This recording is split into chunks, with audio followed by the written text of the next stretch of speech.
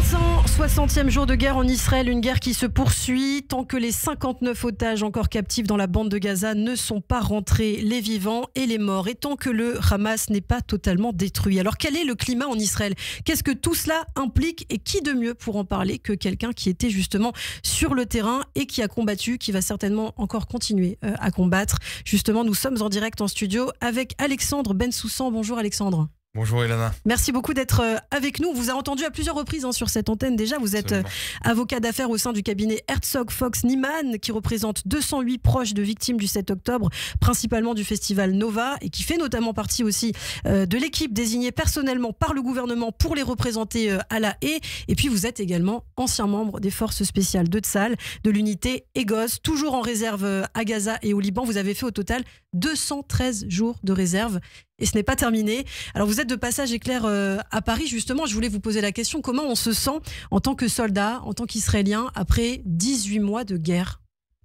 Eh bien écoutez, je pense qu'il faut, ce qui n'était pas clair au début de la guerre, c'est qu'il faut véritablement regarder la situation aujourd'hui comme un marathon et non comme un sprint. C'est-à-dire que lorsqu'on est parti le 7 octobre directement à l'armée, on pensait qu'il allait s'agir d'une période assez délimitée dans le temps. Aujourd'hui, on sait que chaque fois qu'on finit chacune des périodes de réserve, on part directement, on rentre chez soi avec un nouvel ordre à venir. Donc on a déjà une date de retour et ça a été le cas lors des 2 premiers cycles de réserve que j'ai effectués. Alors qu'est-ce que vous ressentez justement? Est-ce que ça vous embête? Est-ce que ça vous ennuie? Ou est-ce que vous le faites avec fierté?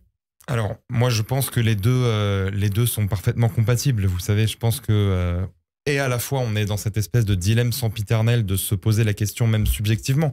Comment est-ce qu'on va réussir en fait à se sortir de cette situation? Comment est-ce qu'on va réussir en fait à avancer dans sa vie personnelle? Mais à la fois, même si on est tiraillé par le fait de se dire que c'est quand même une situation très pesante, de savoir qu'on va devoir interrompre sa vie personnelle tous les 6 mois, tous les 8 mois, on sait qu'à la fin, en fin de compte, on se taira et on ira parce que c'est la chose la plus importante à faire et parce que c'est aussi une très grande fierté d'avoir l'opportunité de pouvoir représenter ses valeurs et d'agir ces valeurs. Alors c'est intéressant aussi de vous entendre parce que vous le voyez régulièrement, Alexandre. Alors vous avez fait votre alia il y a longtemps, mais vous voyez ce qui se passe en France, les accusations contre Israël, les soldats de Tsahal qui seraient d'affreux génocidaires, qui prendraient délibérément pour cible des civils palestiniens. Qu'est-ce que vous répondez, vous qui étiez justement sur le terrain? Écoutez, moi j'ai cessé de répondre. C'est-à-dire que même sémantiquement parlant, je déteste le mot répondre parce que finalement je n'ai plus à me justifier vis-à-vis de personne.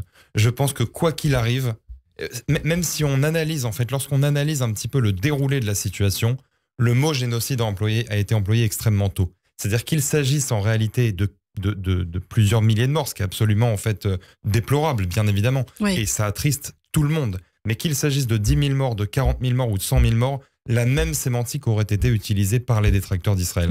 Donc dans tous les cas, moi je sais ce qu'on fait, je connais les précautions qu'on prend à Gaza. J'ai vu les sols jonchés de flyers qui avaient pour but de prévenir les populations. J'ai moi-même, dans la deuxième partie de ma mission dans Gaza, ouvert le second corridor humanitaire qui avait au début été ouvert du nord au sud, au milieu de la bande de Gaza, par la route Salah Hadin. J'ai ouvert le second corridor humanitaire à côté de la mer, donc pour aider à sécuriser le déplacement de population du nord au sud de la bande de Gaza. Je sais ce qu'on fait, je connais les précautions qu'on prend, je connais notre éthique, je sais à la fois que les guerres sont des situations extrêmement complexes à expliquer à des civils qui ont une perception civile des choses. Donc par conséquent, je n'ai pas à répondre et à venir me justifier. Gaza est un terrain de guerre difficile en raison de la présence du Hamas au sein des populations civiles. On a entendu récemment cette semaine le ministre Israël Katz exclure l'entrée de l'aide humanitaire dans la bande de Gaza, disant que cela profitait finalement au Hamas qui ne la distribue pas aux populations civiles. Vous avez vu, vous, cette réalité sur place? Alors, bien évidemment. C'est-à-dire que non seulement j'ai vu cette réalité, mais en plus de ça, l'histoire de la région pointe vers le fait que le Hamas s'accapare des ressources.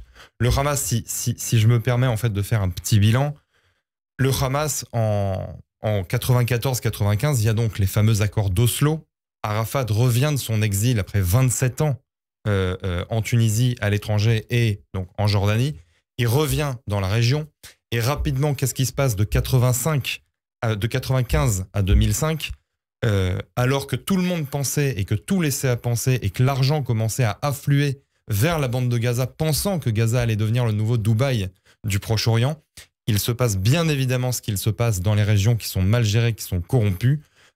L'autorité palestinienne récupère tout l'argent, complètement corrompue, graisse extrêmement généreusement ses proches, et finalement un mouvement de colère se lève au sein de la population gazaoui, et par conséquent, en 2005, lors des élections législatives qui avaient été organisées par l'autorité palestinienne, le Hamas est élu. Le Hamas est élu car c'est le mouvement du peuple. En revanche, le Hamas se conduit par la suite exactement de la même façon. Il garde toutes les ressources pour lui et on le voit maintenant dans la guerre. Et il est présent aussi dans toutes les couches de la société. Et ça, vous l'avez vu. On a vu que des civils gazaouis avaient pris en otage des Israéliens le 7 octobre. Alors, le 7 octobre, un petit point sur le 7 octobre. Le 7 octobre, il y a 3 vagues, justement, de Gazaouis qui arrivent en Israël. La première vague, ce sont les terroristes de la Nourba, donc l'unité d'élite du Hamas. Oui. La seconde vague, ce sont les mercenaires armés gazaouis. Et la troisième vague, ce sont les civils gazaouis qui sont quant à eux des opportunistes qui sont venus piller. Quant au Hamas en lui-même, en effet, c'est ce que vous disiez, il accapare toutes les ressources et est présent à tous les niveaux en fait, de la société palestinienne. Mais ce qui est aussi intéressant, et on le voit en ce moment, ce sont ces manifestations anti-Hamas, des manifestations de Palestiniens qui en ont marre du Hamas, qui sont fatigués, esseulés. On a entendu ces slogans, non à la guerre, non à la terreur. Aujourd'hui, il y a quand même des dissensions importantes au sein des mouvements palestiniens. Alors c'est un point très intéressant que vous soulevez là, et justement, en fait, ces soulèvements contre le Hamas ne datent pas d'hier, ils ne datent pas de la guerre. On remarque déjà, il y a plusieurs années, qu'il y avait un mouvement qui avait commencé en fait à voir le jour à Gaza et qui s'appelait « Nous vivrons ».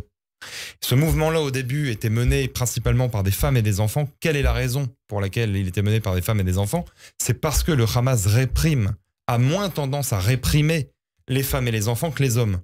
En réalité, lorsque ce mouvement avait gagné justement les hommes de la population gazaoui qui s'étaient soulevés contre la politique despotique du Hamas, il avait été tué dans l'œuf, mais de manière absolument catégorique, puisque les pratiques du Hamas à l'époque sont celles que l'on voit aujourd'hui, c'est-à-dire de casser les rotules, de casser les coudes et de venir battre à mort les gens qui se soulèvent contre lui. Donc bien évidemment que la population gazaoui comprend finalement que le Hamas les mène à l'impasse et que le 7 octobre n'était pas forcément la meilleure solution. Mais c'est catégoriquement. Alors, il y a ces divisions au sein des mouvements palestiniens, division entre Mahmoud Abbas et le Hamas, finalement. Mais finalement, c'est une division qui, on pense, ne pourra jamais voir le bout du tunnel, finalement. Parce que Mahmoud Abbas dépend du Hamas. Alors, en réalité... sa survie, en tout cas. Alors, en réalité, sa survie dépend du fait qu'il sache s'inscrire de manière pérenne dans le narratif palestinien. Qu'est-ce que ça veut dire? Ça veut dire que d'un côté, le Hamas et l'autorité palestinienne se mènent une guerre sans merci. C'est-à-dire qu'il est dans l'intérêt de Mahmoud Abbas de justement maintenir la popularité, de limiter la popularité du Hamas dans les territoires. En revanche, qu'est-ce qui justement prête à confusion? C'est que Mahmoud Abbas continue par exemple à payer des salaires aux shahidim, donc aux terroristes qui ont été neutralisés lors d'attentats terroristes, et continue à payer des salaires aux familles donc, de terroristes qui ont été neutralisés dans des attentats terroristes, et ce pourquoi, peu importe leur affiliation, qu'ils fassent partie du Hamas ou non, parce que c'est son seul moyen de continuer à s'inscrire dans le narratif palestinien, et s'il ne le fait pas, il sait qu'il tombera. Et vous, en tant qu'avocat, justement, vous demandez plus de 2 milliards de shekels de réparation. Vous pensez que cette action aura un impact sur l'autorité palestinienne rapidement, Alexandre? Absolument. On pense que est-ce qu'elle aura véritablement un impact? Je pense qu'on réussira en fait finalement à aller au bout de cette action. En revanche, elle n'aura pas d'impact dans le sens où cela ne changera absolument pas la politique de Mahmoud Abbas, puisqu'il sait que s'il stoppe cette politique-là, il perdra complètement pied à l'étrier et que par conséquent, la population, comme elle a voté en 2005 pour le Hamas dans la bande de Gaza, votera pour le Hamas dans les territoires.